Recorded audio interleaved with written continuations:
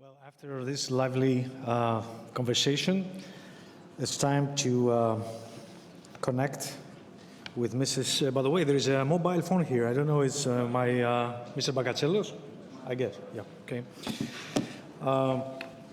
So let's connect with Ms. Paulina Dejmek, Director for General Affairs, DG FISMA European Commission. She will talk to us about the current financial regulatory developments in Europe, sustainable and digital finance. Ms. Hack, are you in line? I'm here. Good afternoon. I hope you can hear me okay. We are all ears to listen to you. Please proceed. Good afternoon again, and thanks so much for inviting me. I'm very sorry that I cannot be physically in Athens with you. I'm sure you have much better weather than we have here in Brussels. I was looking at your program, and I think it's impressive that you really get all topics around economy into your program for a couple of days. It's really very, very looks very, very interesting and very intense. I was saying to myself that the conversation we will be having and the conversation you are having would have been very different if this conference would have been a year ago. Now, of course, with the Russian invasion of Ukraine and all the dramatic consequences of that on energy, on of course on the people of Ukraine, but also more broader on the economic situation, I think we are having a discussion today which is quite different, and of course also goes beyond Europe if we look, for example, at food security in some of the poorer regions of the world. I think that what has happened at a national level, but also at an EU level, is of course that we've all tried to rise to that challenge and of course shifting our priorities accordingly. At the same time, I think there are some important priorities, regulatory priorities, notably in the field of financial services, which we have continued to pursue because I think they are very important in their own right. And two of those I want to mention today, just very briefly, is the digital policy and also sustainable finance. Starting with digital, I think this is one of the areas where we see that there is a lot of risk, but also a lot of opportunities. We have seen how consumer behavior has been changing, exacerbated, by the way, by the pandemic. More and more consumers buying their financial products online. And at the same time, of course, also financial institutions changing the way they work, changing their procedures, changing their processes, changing their back office functions in particular. In the EU, we reacted quite quickly in this area. And I'm happy to say that we have now in place rules regulating crypto assets. So both the issuing of crypto assets and also the marketing, the selling of those assets, very topical as we have seen in recent weeks and months with some major problems in this area. MiCA, our marketing crypto asset regulation, I think that's a very helpful tool in that context. Importantly, of course, this is a global market, which is why we from the EU side are very positive in light of the Financial Stability Board's recommendation in this area. And we are very keen to work further with other regulators, the US and others, to hopefully make sure that we have a bit of a global baseline on crypto regulation. So I think that's the first piece in this area. The second item I wanted to mention is operational resilience.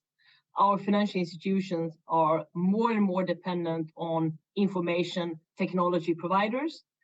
We have also here, we have new rules in place in Europe, agreed by the European legislators, the member states and the European Parliament. We call it DORA. It has to do with operational resilience in financial institutions and basically requiring banks, insurance companies and other financial institutions to have processes and procedures in place to make sure that they are as cyber resilient as possible. This has been an issue already for a while, and we see now, of course, also in the current geopolitical context that there is an increased risk of cyber attacks. So this is the second piece in the digital puzzle, regulatory puzzle, if you wish. So crypto assets regulation, and then the second piece around operational resilience.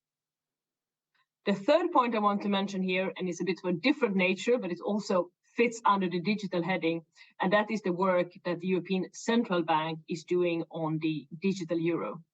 something that we from the Commission side really support and think is very, very important. We are in a world where we see more and more private operators entering this space, and we believe that it would be useful to also have a public operator in the space of digital currencies. Of course, this is the European Central Bank who is in charge, it's their project, but something that we consider very important. Now, importantly, I think in the area of digital, 2 points. One is financial education. We see that a lot of consumers and investors are buying without always being fully informed about the risks. So that part is very important, the financial education part. And the other important part is financial inclusion. Because many people in Europe are very digitally savvy, are well connected online, but we of course also have parts of our population which are less digital. And I think that's an important thing to bear in mind when we have all these new policies in this field, that to also make sure that no one gets excluded from this financial innovation.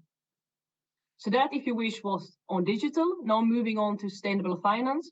We sometimes call it the twin transition, the digital and the sustainable finance. Really, really important, of course. Climate change is global, as we've seen over recent months, be it extreme drought, be it heat waves, be it flooding. No region of the world is spared. Global challenge, we need to work together, even though it sometimes is difficult. Important meeting in Egypt, Sharm el-Sheikh, the COP27 a couple of months ago.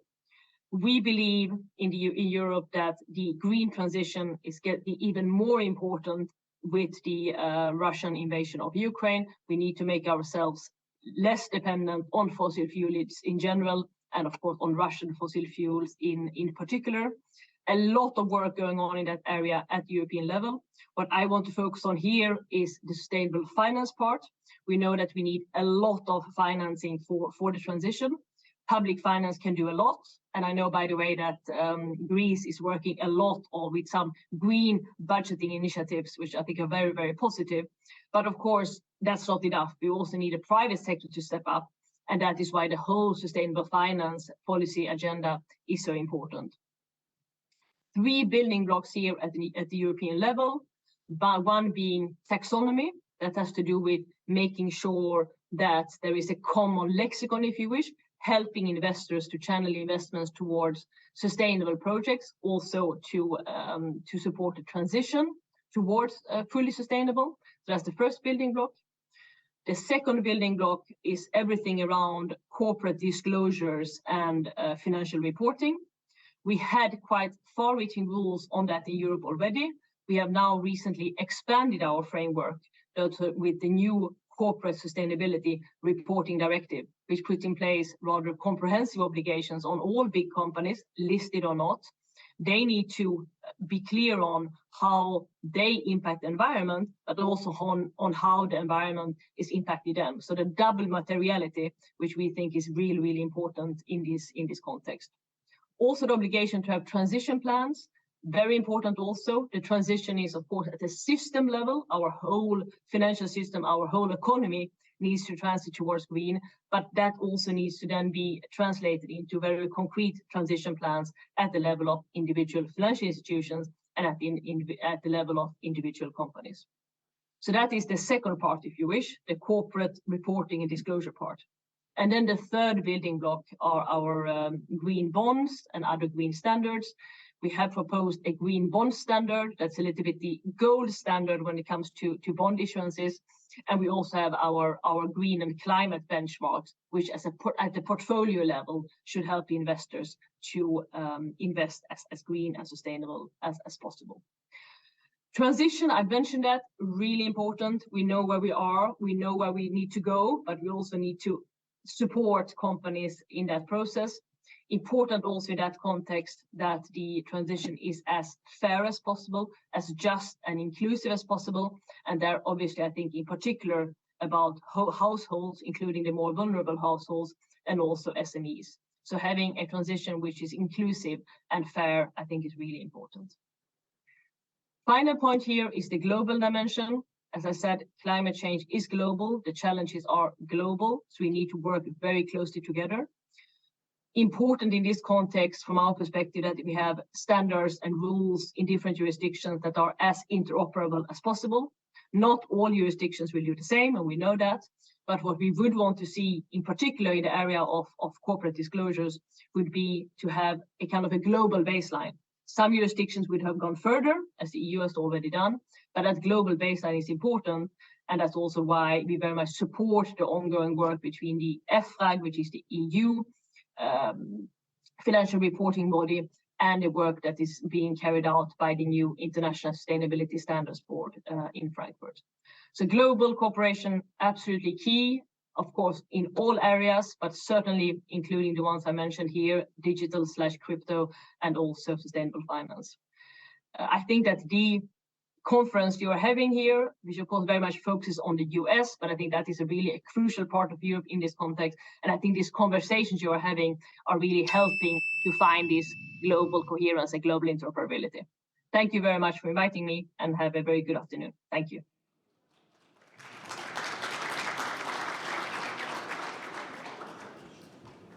Thank you very much,